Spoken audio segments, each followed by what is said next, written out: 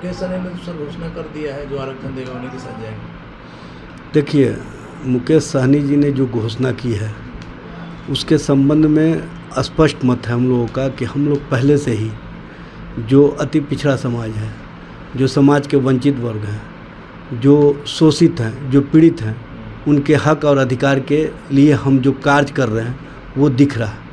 और सबसे बड़ी बात यह है कि जो निषाद समाज है, जो सहनी है, जो बिंद है, जो कहार है और अन्य जातियां हैं, उनको SC ST में लाने के लिए और ख़ास तौर से इन वर्गों को SC में लाने के लिए माननीय पूर्व मुख्यमंत्री श्रीमती राबड़ी देवी के कार्यकाल में ही बिहार सरकार ने एक प्रस्ताव केंद्र सरकार को भेजा था, लेकिन केंद्र सरकार राजनीतिक कारणों से उस पर विचार नहीं कर रही है, उसको अनदेखा कर रही है। इसके लिए कल अति पिछड़ा वर्ग संगठन की बैठक राष्ट्रीय जनता दल के राज्य कार्यालय में अरविंद कुमार सहनी जी, जो अति पिछड़ा प्रकोष्ठ के प्रदेश अध्यक्ष हैं, उनके नेतृत्व में होगी और उसमें सभी बातों और सभी बिंदुओं पर चर्चा की जाएगी। सीधा जवाब दीजिए ना कि आप मुकेश सहनी की बातों का समर्थन करते हैं कि देखिए, हम स्पष्ट मत के हैं कि जो गरीब है, जो शोषित है, जो वंचित है, उनके अधिकार की बात और उनको हक देने की बात हमने पहले ही कर दी है।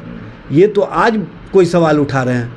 हमने तो प्रस्ताव बना करके राबड़ी देवी जी के समय में ही हमने प्रस्ताव बना करके केंद्र सरकार को भेजा है और केंद्र की भारतीय जनता पार्टी के नेतृत्व वाली नरेंद्र मोदी सरकार इस मामले पर चुप्पी साधे हुए है, इस मामले को अनदेखा कर रही है। इसके लिए हमारे पार्टी और संगठन के माध्यम से लगातार केंद्र सरकार से गुहार लगाई जा रही है और इस मामले में जो भी इस तरह का विचार रखते हैं वो हमारे विचारों से कहीं ना कहीं मेल खाते हैं और उन विचारों को हम आगे बढ़ाने का काम करते हैं। सम्राट चौधरी का कहना है कि इस बार 40 में 40 सीट लोकसभा। देखिए, सम्राट चौधरी जी क्या कहते हैं उनको स्वयं पता है कि हमको पार्टी के अंदर किस तरह से उपेक्षित किया जा रहा है, किस तरह से उनको अधिकार से वंचित किया जा रहा है। वो अपने अधिकार की लड़ाई पार्टी के अंदर ही लड़ रहे हैं। चूँकि विजय सहनी जी और सम्राट चौधरी जी में जो अंतर्द्वंद है वो अब सामने आ चुका है। लालू जी को पहली बार मुख्यमंत्री बीजेपी ने बनाया था, सम्राट चौधरी का वो मुगालते में है। सम्राट चौधरी जी का उस समय राजनीति में कहीं कोई स्थान नहीं था और किस उम्र के थे वो स्वयं बताएंगे।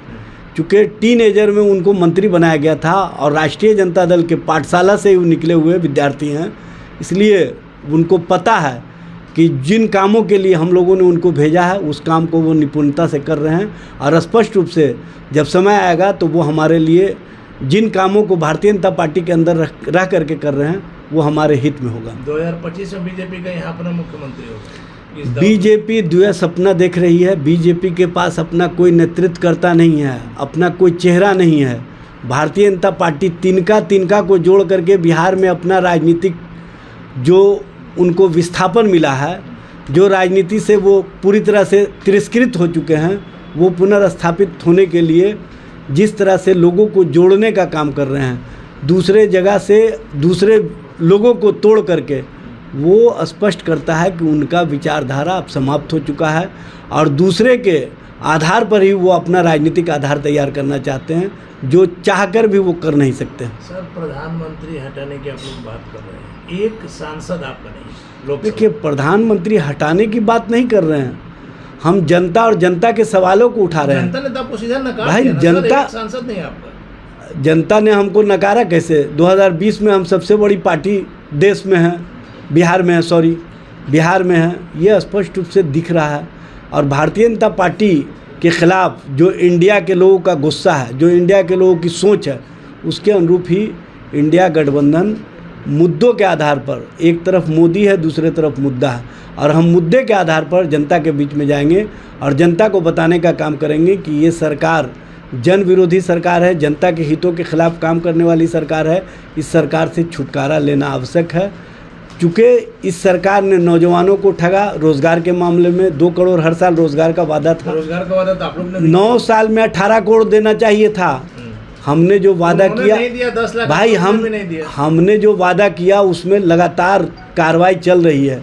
हम करीब 1 लाख से ऊपर लोगों को नौकरियां दे चुके हैं, रोज़गार में 1.5 लाख से ऊपर लोगों को रोज़गार दे चुके हैं। विभिन्न लोन के माध्यम से। इसलिए जो हम कहते रहे हैं वो करने का काम किए हैं। सर आखिरी सवाल मेरा है कि गरीबों की पार्टी के पास इतना पैसा कहाँ से आ जाता है कि 4-4 करोड़ का वैन बनाया जाता है, रथ बनाया जाता है?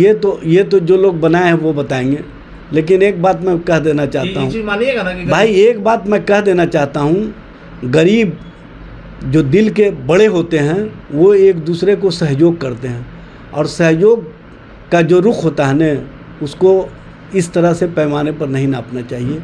जो गरीब का दिल होता है वो दिखता है, और अमीर किस तरह से घोटाले करके बैठे हुए हैं और किस तरह से भ्रष्टाचार को शिष्टाचार और सदाचार का रूप दिए हुए हैं उनका भी दिख रहा है। इसलिए उनसे ज़रा सवाल कर लीजिए कि वो जो बड़े बड़े महल बनाए हुए हैं पूरे देश भर में, जब लोग नोटबंदी के समय में नोटों के लिए सोच में पड़े हुए थे तो इनके पास नोटों का अंबार था, और उसी नोटों से इन्होंने ज़मीन खरीदने का काम किया। ये कहाँ से लाए हैं भारतीय जनता पार्टी के नेता बता दें। अगर ये वीडियो पसंद आई और वह बिहार के राजनीति और बिहारियत से सरोकार रखेनी तो सब्सक्राइब बटन दबा के चैनल के सब्सक्राइब कर ली। ओजे एगो घंटी बा, ओकरा बटन दबा देला से कुल सटीक और मारक खबर रुआ मुफ्त में मिल जाई। अगर रुआ पत्रकारिता के हमनी के नया प्रयोग में सहयोग कर चाहतानी तो ज्वाइन बटन दबा दी। पेटीएम नंबर नोट कर ली 9386816700। धन्यवाद।